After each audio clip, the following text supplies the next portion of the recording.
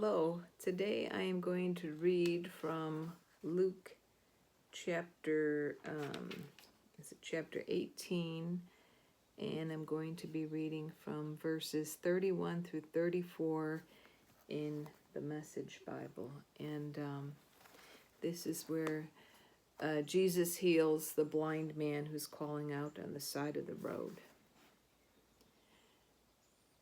Then Jesus took the 12 off to the side and said, "Listen carefully.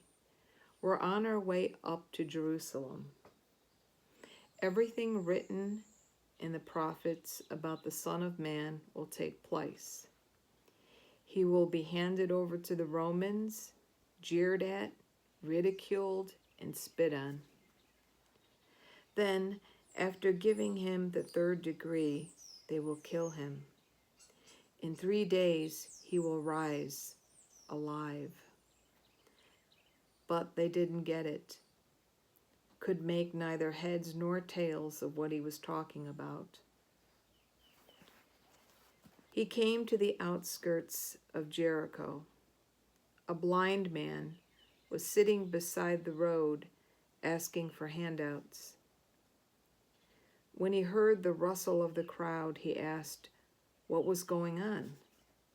They told him, "Jesus, the Nazarene, is going by." He yelled, "Jesus, Son of David, have mercy on me." Those ahead of Jesus told the man to shut up, but he only yelled all the louder, "Son of David, have mercy on me." Jesus stopped and ordered him to be brought over. When he had come near, Jesus asked, "What do you want from me?" He said, "Master, I want to see again." Jesus said, "Go ahead, see again. Your faith has saved and healed you." The healing was instant.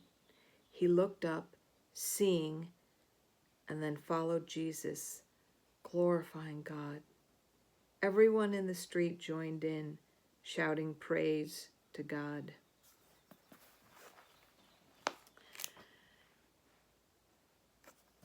So here we have Jesus and his followers. They're headed to Jerusalem. And Jesus is telling them directly what's going to happen to him, how he will be handed over to the Romans, jeered at, ridiculed, spit on, given the third degree, and how he will be killed, but then he will rise again after 3 days. And they don't get it. They don't understand. They are unable to see. You might want to say they cannot see. Excuse me. And so they're on the outskirts of Jericho. They're headed to Jerusalem. But remember, Jesus, it's never just about the destination. It's always along the way. Jesus is always doing things along the way, along the journey. And so now here's this blind man. He's a beggar. He's begging for handouts on the side of the road. And he hears all this commotion about him. What's going on? Now the people, they say to him, it's Jesus. The crowd is because of Jesus, the Nazarene. Now notice the difference here. They refer to Jesus as the Nazarene. However, the blind beggar, he had faith. And do you know how we know this? Because of the way he calls out for Jesus. He doesn't refer to him as the Nazarene. He says, "Jesus, Son of David, have mercy on me." right there in his calling out, that's his faith right there. Because by calling Jesus the Son of David, rather than like what the people refer to Jesus as, Jesus the Nazarene, he is acknowledging that Jesus is the Messiah, that Jesus is the Savior. Because the Messiah would come from the line of David. So, Son of David, mercy, have mercy on me. So he's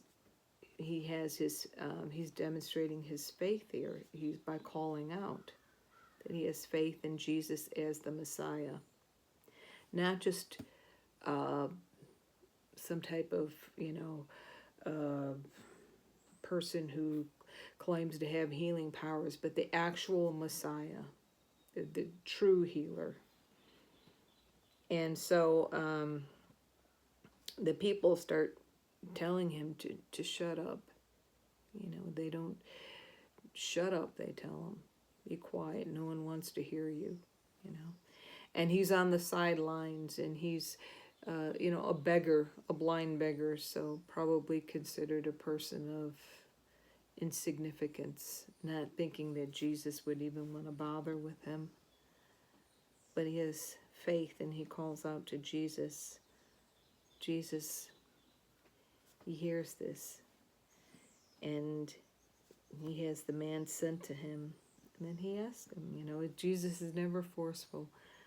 What do you want from me? I want to see again. And notice that I want to see again.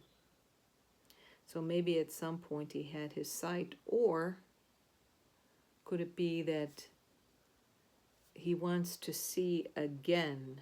In other words, a different type of sight.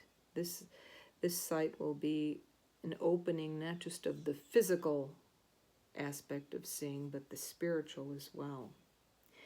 Because when he's healed instantly, he looked up, seeing, and then followed Jesus, glorifying God. And then that's when everyone in the street joined in, shouting praise to God. This man had been instantly healed. It was his faith in Jesus as the Messiah.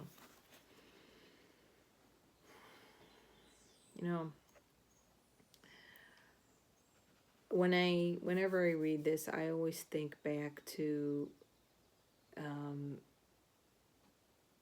this may seem strange, but like in grammar school, back to gym class. I don't know if you remember a time, I don't know if they might not do this anymore, but in gym class they always had the captains of the team, and it was usually like the popular kids, and then they would pick who they wanted on their team, and they would always pick the other popular kids. They would pick their friends, and then there were like just a handful of us left, and we were the sort of, I guess, unpopular, nerdy kids, the insignificance, at least in their eyes. And then, they begrudgingly, took us on, they made it feel like,